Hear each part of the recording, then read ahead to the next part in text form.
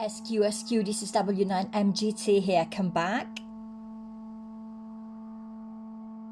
SQ, this is W9MGT here, come back. This is at 10:44 and I have something to say.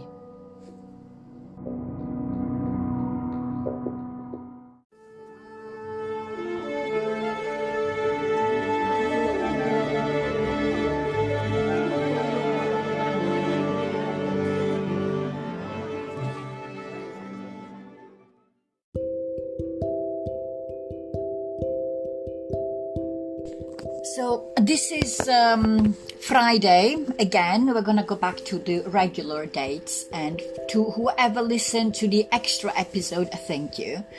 And as I said, there was more than anything else for me, because I thought it was important, and it is important for me to repeat things in order for me to understand them and process them.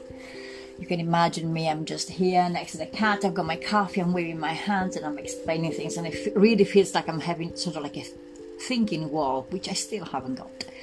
So Friday, Friday the 15th of March,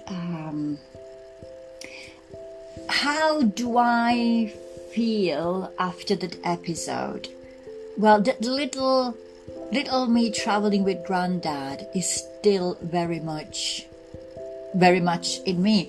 One of the things that I have noticed, and I'm here again borrowing from Joy Dispenza, is the training of the mind as if I were an athlete, basically, reminding myself of who I really am and not the person that I would like to become. It seems to me that often the guilty one, we try to implement changes in order to become somebody, and somebody that resonates, of course, with us. And at the same time, that somebody that resonates with us, albeit slightly different, is already within us. And the moment that we tap into that persona within us, all the changes comes automatically. There was a quote that Joe Dispenza said. It was something about, you don't actually create the change, you don't create the heal, but you do the change. You work to change. You don't work to heal, because the heal, it's an automatic consequence of the change. So, as I said, it's like really like very much a training of the brain, and teaching also how I'm teaching myself to be aware of how my body responds to my changes in thinking. I'll say that again. I am teaching myself by being aware of how my body responds to the changes in my thinking. Example, on Wednesday I went to Bangor University because there was a research conference, and I had to do a presentation. And of course, to me, Bangor is 3 hours away, which means traveling. I've got my car, and instead of getting in the car with the idea of I've got to go to do the presentation, it's going to be a heavy day, it's going to be fun, you'll find traffic and everything, blah blah blah, I really felt from the evening before, I'm like that little girl traveling allegedly with their metaphorical granddad, and I'm on a trip. And how would that little girl would like to be dressed? How would like to behave? What she would like to eat? And so I have made my day about ticking the boxes of this little Matildine within me. So I decided to dress as automatically. I had this inspiration, so with jeans and a blue jacket and a white shirt, a white t-shirt. I felt that, I woke up on time about 4:30. I did my chores that I had to do in the mornings. I got in my car about 6:05. I got to Bangor on time around 9. Including stop for the coffee and everything. and I just find that thinking and acting from the perspective of the little me makes life so much easier. I even drove home later in the evening, well, almost night, even though I was really tired, but I was still buzzing. Then I could recognize how my body was reacting differently to all of these experiences. I was relaxed, I was happy, I had an amazing day. Me and another couple of people, their researchers, were like rascals in the whole room. We had fun, we had good food, it was offered for free. We had coffees, we had teas, we had fruit.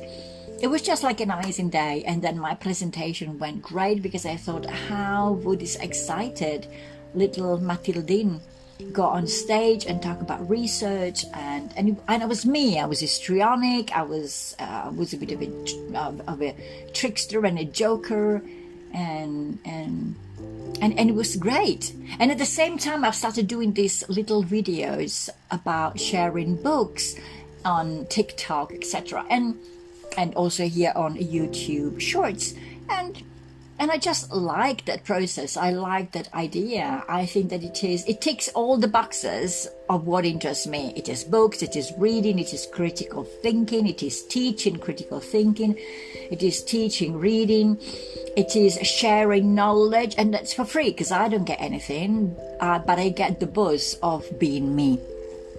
And I think that is the most important thing. So yesterday again was a buzzing day. I actually did something like a big chore, which I'm finishing off today, because I've took down the bigger curtains in my house and I washed them all, and I got to put them back up today because they're already dry.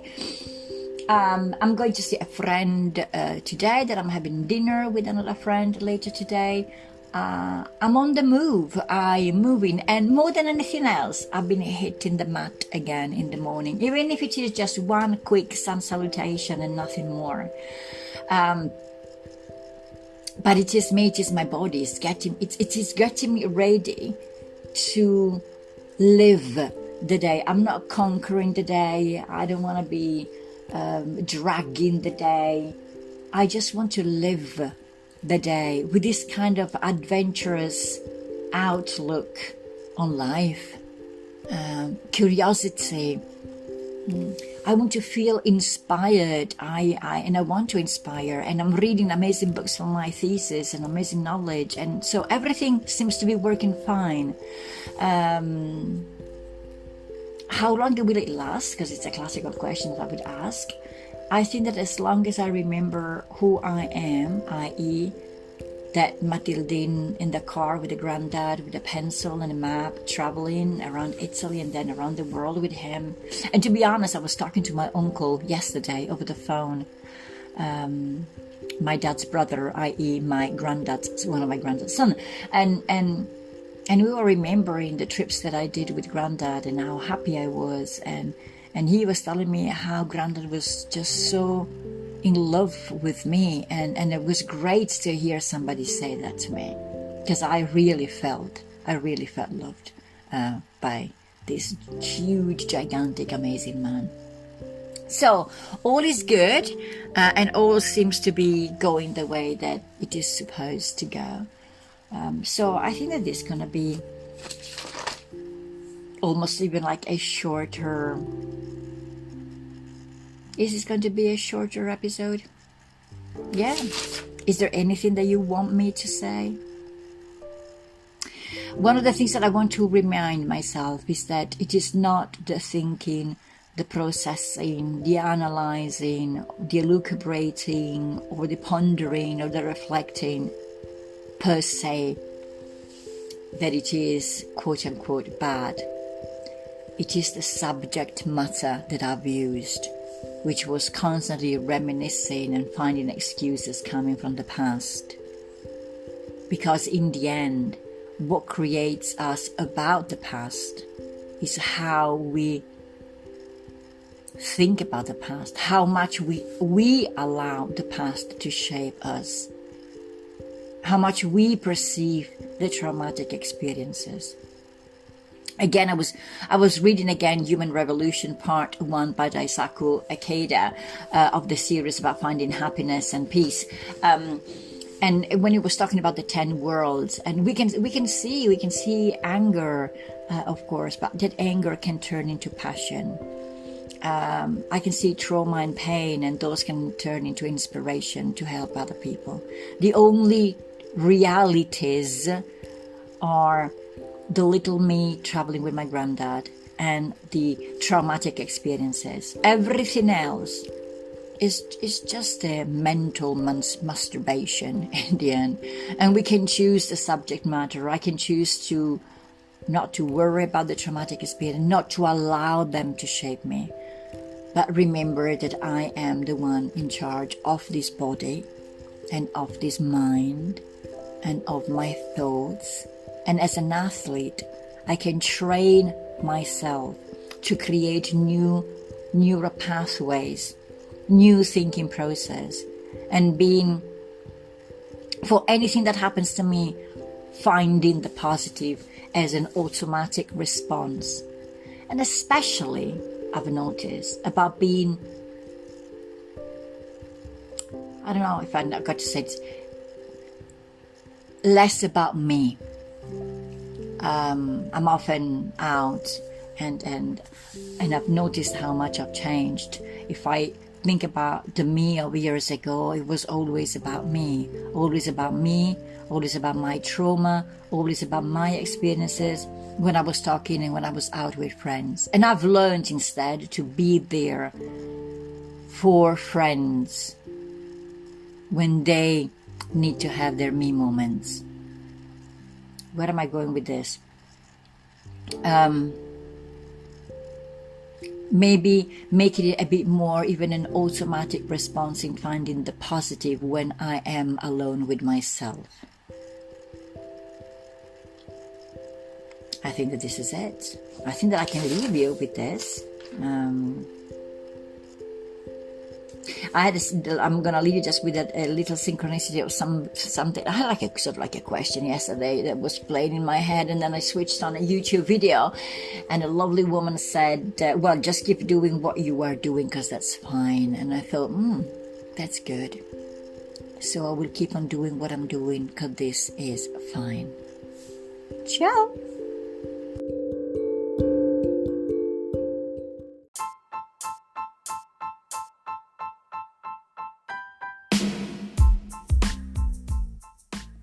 You have listened to the voice of W9 in honor of the movie Contact, MGT, or Matilde Gliubic Tomat. I'm mainly a researcher, an artist, a writer, and an existential psychotherapist based in the UK. You might want to check my website at matildetomat.com, that is matildetomat.com, and my Instagram account. This was W9MGT here, over and out.